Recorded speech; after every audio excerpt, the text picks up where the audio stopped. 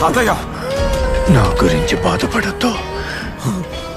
మనం కట్టించిన గుళ్ళో కుంభాభిషేకం అనుకున్న ముహూర్తాలకే జరగాలి. అదే నా కోరిక. తాతయ్య, తాతయ్య,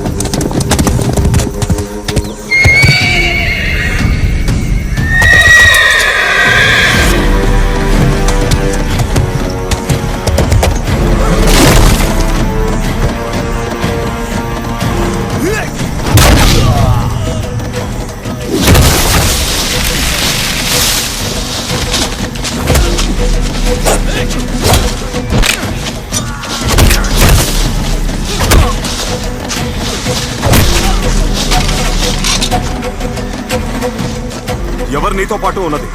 ఎవరు నన్ను కాల్చింది? చెప్పురా, చెప్పు.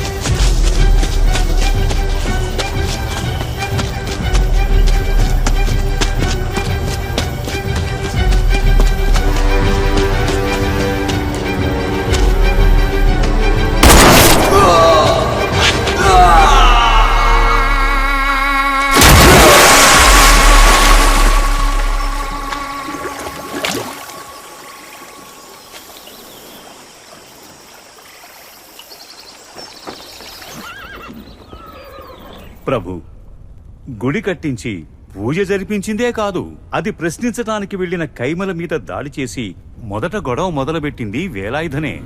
అతను చేసింది క్షమించరా నేరం. మన రాజ్యపు ఉప సైన్యాధ్యక్షుడైన నంబి గుండెల్లో వేలాయుధం కత్తి దించడం నేను కళ్ళారా చూశాను. నన్ను చంపాలని చూశాడు, కానీ ఏమైంది? పారిపోయి తప్పించుకున్నారా? అడవిలో దాక్కున్న వాళ్ళెవరో వేలాయుధాన్ని కాల్చారు ప్రభు.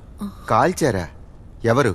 ఎవరో చూడలేకపోయాం, కానీ తను కాల్చిన గుండు వేలాయుధానికి తగిలింది. కాల్చిన వాణ్ణి పట్టుకోవడానికి వేలాయుధ వెళ్లడం వల్ల కైమల్ తప్పించుకున్నారు. ఒక తక్కువ జాతి వాడు సేనాపతి మీద చెయ్యెత్తిన కారణంగానే ఎంతో మందికి మన రాజ్యంలో మరణదండన విధించాం ప్రభు. అంతకన్నా ఎన్నో పెద్ద తప్పులు చేసిన వేలాయుధని ఊరి జనం ముందు ఎలాంటి దయాదాక్షిణ్యం లేకుండా చిత్రవధ చేయటానికి ఉత్తర్వులు ఇవ్వండి ప్రభు. దండించాలంటే వేలాయుధిని పట్టుకోవాలి కదా. ఆ పని చేయకుండా మీరు ఇక్కడుండి మాట్లాడితే ఏం ప్రయోజనం? వీరితో వెళ్లిన సైన్యం భయంతో పారిపోయి వచ్చింది. తర్వాత వెళ్లిన సైన్యానికి వేలాయుధ కనిపించలేదు. ప్రభు, వేలాయుధ నేరుగా ఇక్కడికి వచ్చారు, తమర్ని కలవాలంటున్నారు. వాడికి అవకాశం ఇవ్వద్దు ప్రభు. ఎన్నో నేరాలు చేసిన నేరస్తుడికి మిమ్మల్ని కలవడానికి అనుమతి ఇవ్వాలా? తగిన విధంగా శిక్షించడానికి ఉత్తర్వులు ఇవ్వండి ప్రభు. ఆయన ఏం చెప్తారో మనం కూడా వినాలి కదా. మరణదండని విధించిన నేరస్తుడు చెప్పినదైనా వినాల్సిన బాధ్యత మనది. అతన్ని ప్రవేశపెట్టండి.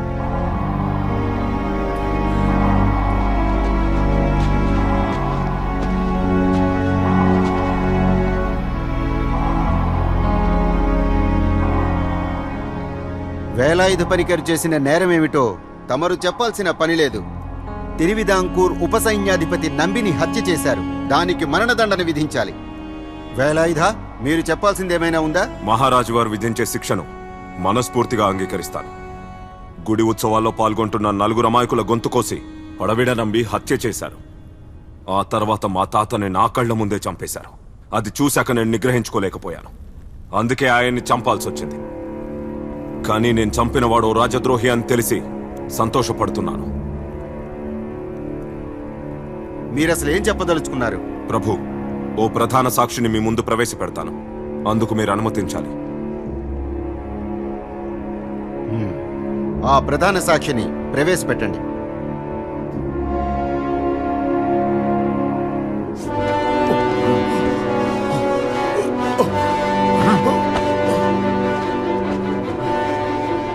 ప్రభు, కాయన్ కుల కొచ్చుని అనుచరుడు, వీడి పేరు భావేందర్.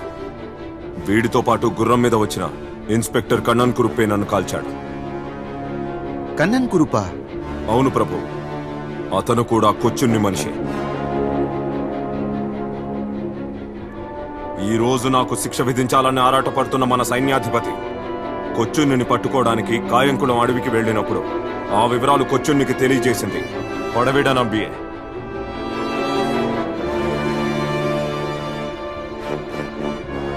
ఇదంతా నిజమేనా?